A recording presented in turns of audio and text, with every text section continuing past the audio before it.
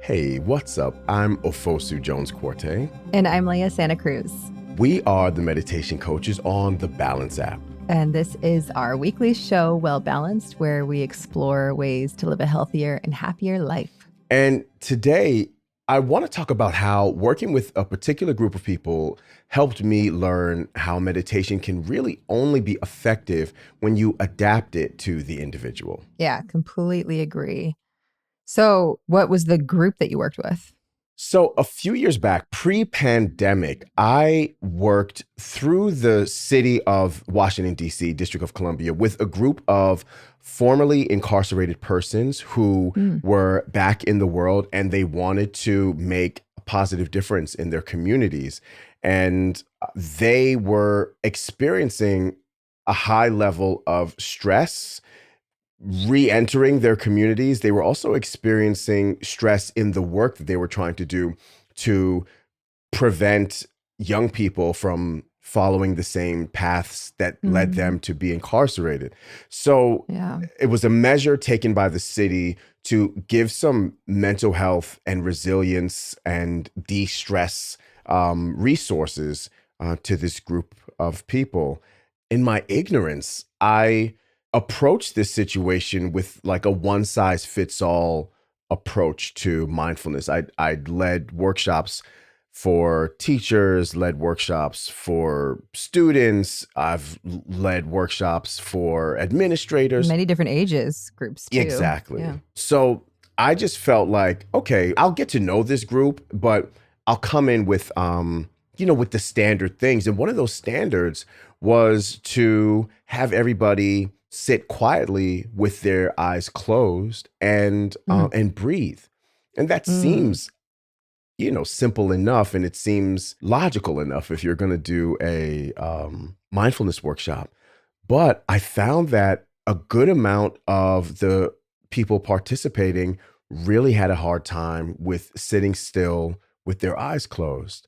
And I also found out that the emphasis on silence and quiet was triggering for some of them. Yeah. And they were really kind in how they were letting me know that this was difficult for them. And I thought at first that it's like, oh, you're new to meditation, so it's difficult in that way. Gotcha. And my colleague, to her credit also, she kind of saw a bigger picture than what I was able to see. And she was like, no, I think that they're saying more than what you're hearing. And as I listened to them more, I could tell that, just this whole setup was re-traumatizing them in many ways. And what I came to find out is that being perfectly still and not making any noise reminded some of them of solitary confinement. Ooh. Closing their eyes made them feel unsafe because of how alert you need to be when you're incarcerated. It also reminded them of just the loneliness that they felt. Yeah. But I'm a firm believer that mindfulness and meditation, if they are valid life tools, they should be adaptable. So what did you end up doing with them as an alternative? Yeah. So this was a predominantly African-American group of folks. I felt that like culturally, music and movement is something that a lot of Black people have cultural comfort with. So we started to do like a feelings mixtape.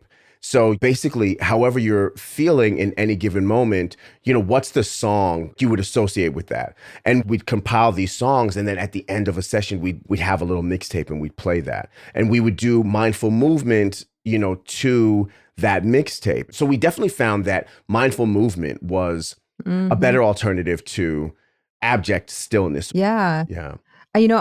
I found in my own practice as a meditation teacher and working with many different groups, and I end up working with a lot of women, and so many of us have experienced trauma in our lives. It can, you have that big T and little t trauma, and not one is more necessarily important than the other. They both create emotions and physical sensations, and the memories and the emotions live in our bodies. And so getting up and moving the body allows for some freedom, some feeling of like, okay, I can move this through me, I can be with it, but I can also be in motion and breathe. And what I've learned as well is how important movement is. And so I've been adapting it into a lot of meditations that I guide. And I know we've been doing that in the Balance app too. We have some mindful movements that we offer there, but I think you can't stress the importance of it. And I've also noticed with the eyes closed, I remember having several people in my classes who would come regularly in my in-person classes, and I would inevitably open my eyes at some point while teaching, and they'd just be staring right at me. It was a little bit surprising at first, but then I realized, that's their practice and they feel more comfortable with their eyes open. So who am I to tell them that you need to close your eyes? Yeah. Because that doesn't feel safe for some people and it feels forced. Yeah, I think making these adaptations with this group saved the series because it was a long commitment and it was almost just kind of dead in the water based on trying to go that traditional approach. And for me, I come from a background, how I learned how to practice meditation was very traditional. So it did take some like on the spot thinking of how to adjust. And I kind of thought like, well, because I experienced interacting with my own trauma in meditation as well, just kind of re-traumatizing myself in meditation and trying to suppress intrusive thoughts and running away from anxious feelings. Eventually it got too intense for me and I just quit practicing formally for almost 2 years. Yeah. And then came back to it really, really softly. Yeah. So when you came back to it, were you kind of like, did you adapt different ways? Like, did you add movement or like, what did you do differently for yourself? It was more of a mindset change for me. Mm-hmm. Like I said, it's not important that I sit for 50 minutes every day, multiple times a day. Like I just reduced my time. Yeah. And I just had a gentler attitude with myself. That was the big thing. By this time, I was seeing a therapist to help me with those other issues. So I wasn't trying to fix everything in the meditation space. And I was allowing music to be a part of the experience for me. There were a few things, but it was a softer approach. Yeah, it's inevitable at some point in our meditation journey that old wounds and emotions come up to surface because they need to be processed and released. But without having the tools to know how to ground ourselves, I think it can be overwhelming. And I certainly have felt that as well. And there was the tendency to want to just blast through it. But then I've also found that being compassionate and being like the nurturing parent for myself that I need in that moment has been really the biggest help for me. Yeah. And to be able to witness our inner world and our inner sensations. So we can recognize like, oh, I have some control over this. I can notice how heavy I feel when I pay attention to gravity and feel really grounded to the earth. And then I can also notice what it's like to feel really light and floating in the next moment. And then just going back and forth between those feelings. So being in that seat of the observer and being just that space of awareness allows us to feel a bit of freedom from the feelings of overwhelm that might come. The process that you just brought up is something that I'm seeing more and more in on retreats and with different teachers, and people are bringing it to the fore. I'm sure there's many different phrases for it, but one of the terms that I've been more familiar with is titration, where you might be triggered and might be feeling a very intense emotion based on a previous trauma, and that feels so present. But then instead of trying to dive headlong into it or be with it, you can open your eyes, you can look around, you can engage your other senses and kind of keep playing this like touch and go with the primary feeling, and then finding, okay, this doesn't feel like ease. So where is ease in my body?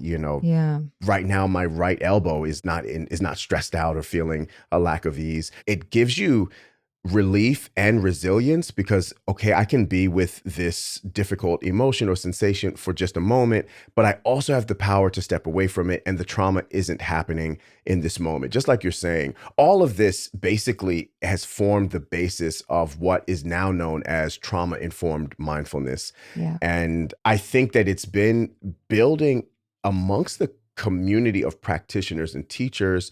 You have people like David Treleaven who've written books about trauma-sensitive mindfulness. There was a study in 2016 that showed that trauma-informed mindfulness was a promising intervention for female survivors of interpersonal violence. So similar to the communities that you are teaching with a lot, Leah. And a 2021 study showed that an 8-week mindfulness-based trauma-informed program promoted resilience amongst women veterans with PTSD and chronic pain, just improving their overall well-being.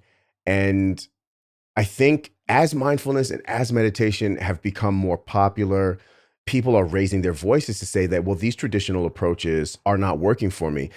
In all honesty, it's part of what attracted me to working with balance, because it's this idea that the practice can adapt to what your needs are. I think we're still a long ways to go collectively, but meditation in the Western world is still relatively new. I think in the last 50 years, it's really become popularized, and we're just starting to see us, in this step right now, the shifts of mindset that are taking place to go, oh, maybe we do need to adapt it a little bit more to our current needs and to our individual needs, because we are a very eclectic world, and we have different cultures and different backgrounds and different needs and different experiences. And so to think that anything could be one size fits all is pretty silly almost. So I'm glad that we're starting to wake up to that, and